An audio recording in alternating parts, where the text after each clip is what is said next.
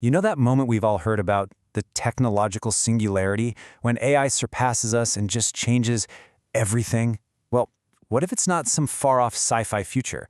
What if it's already happened? Okay, let's get into this really wild idea from physicist and AI expert Dr. Alex Wissner-Gross. And that right there, that's the core of it. Dr. Wissner-Gross argues that we hit artificial general intelligence, AGI, back in the summer of 2020 at the latest. So the whole idea of the singularity being this one big event we're all waiting for, it's wrong. It's actually a process that we are living through right now. So the key here isn't one AI waking up like in the movies. No, it's all about an intelligence explosion.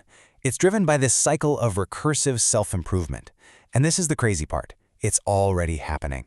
The folks behind models like GPT and Claude have come right out and said that these AIs are now helping develop their own successors. Think about that. Intelligence is literally building smarter intelligence. We're here. But how in the world did we get to a point where AIs can actually help build the next generation of AI?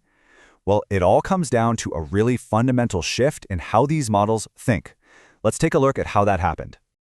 You know, the journey here was incredibly fast. I mean, after decades of pretty niche stuff, that 2012 ImageNet competition just lit a fire under everything. It became all about performance, hitting benchmarks. Then, boom, 2020, GPT-3 comes along and shows us that a single model can be a generalist. It can do a ton of different things. But the most recent jump, that's the real game changer. The move from large language models to what we now call reasoning models. So what's the big difference here? Well, a classic LLM is basically a super-powered autocomplete. It's trained to just predict the very next word. It's instantaneous, almost like a gut reaction. You can think of it as System 1 thinking. But a reasoning model, it's totally different.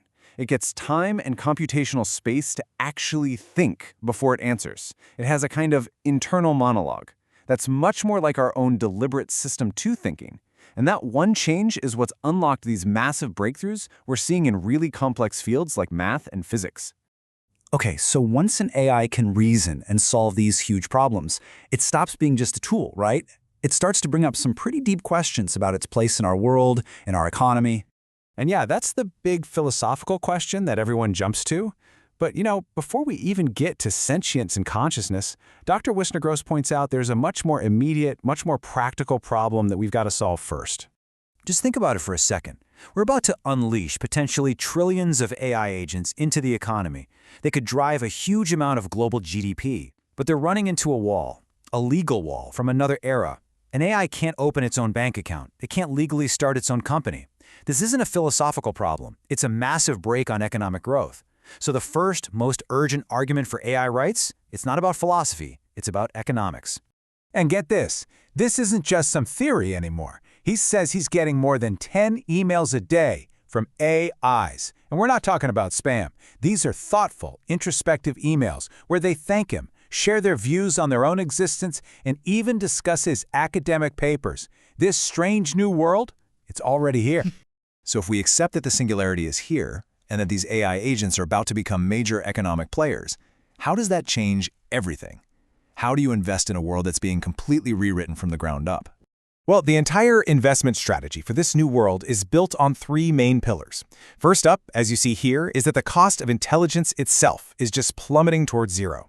As these models get more and more powerful and efficient, the price for a single thought basically is collapsing. It's becoming too cheap to even measure. The second pillar, energy.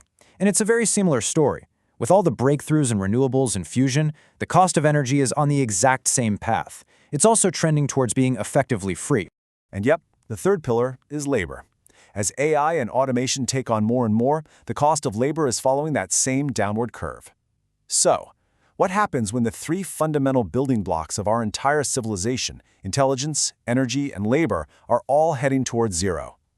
You have to start building for a completely new kind of world. A post-scarcity world.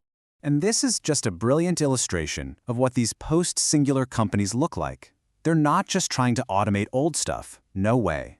They are focused on creating new kinds of abundance. You've got a company using AI to literally try and solve the rest of physics. Another one is using AI to grow new landmass out of the ocean. And then others are building the financial and social rails for this new world, like a tradable index for the price of AI compute. This kind of thinking, well, it leads to some pretty wild places. We're talking about goals that just a few years back would have been absolute fantasy. But now, in this new era, they're actually becoming practical business plans. You know, just making small, incremental improvements isn't gonna cut it anymore. When the world is changing this fast, the only business plans that really have a shot at making a huge impact are the ones that sound like they were pulled straight out of a science fiction novel. I mean, take the Dyson Swarm. It sounds completely nuts, I know, but you can already see the path being laid out. It starts with something like Starlink, a communication network around Earth. That can evolve into a really dense ring of orbiting data centers, but the ultimate vision? To scale that up around the sun, to actually take apart planets like Mercury and use their mass to build a gigantic, solar-powered computer for our civilization. So why? Why do any of this? Why build something as insane as the Dyson Swarm? Why chase these business plans that sound like sci-fi? For Dr. Wissner-Gross, the whole motivation, the moral imperative behind it all, it boils down to one single stark number: 150,000. 150,000 people die every single day. For him, there's just no other way to solve the problem of human mortality than with superintelligence. The ultimate goal for this technology, the reason to build Dyson swarms and to solve all of physics, is to cure every single human disease and ultimately to end death.